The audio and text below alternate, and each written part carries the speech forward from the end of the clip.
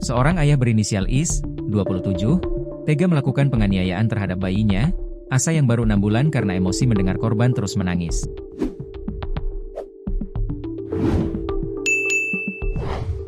Kapolsek Ciputat Timur, Kompol Bambang Askar Sodik, mengatakan peristiwa tragis tersebut terjadi di sebuah warung fotokopi di Jalan Pembangunan, Ciputat, Kota Tangerang Selatan, Minggu, 14 Desember 2025, pukul 17 waktu Indonesia Barat. Menurut Bambang, tersangka berinisial Is, 27, diduga nekat melakukan aksinya karena rasa emosi. Is pun sempat menggendong bayi perempuannya itu. Saat kejadian, tersangka sedang menggendong korban di dalam warung. Ia kemudian menyuruh ibu kandung korban untuk membuatkan susu karena korban menangis, ujar Bambang dikutip dari tribuntangerang.com, Selasa, 16 Desember 2025. Akan tetapi, tangisan korban tak kunjung berhenti.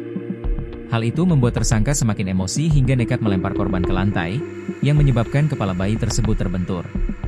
Akibat kejadian tersebut, korban mengalami pendarahan serius di bagian kepala. Pihak keluarga sempat membawa korban ke rumah sakit untuk mendapatkan perawatan medis. Namun, nyawa bayi tersebut tidak tertolong. Korban meninggal dunia dalam perjalanan akibat pendarahan di bagian kepala, jelas Bambang.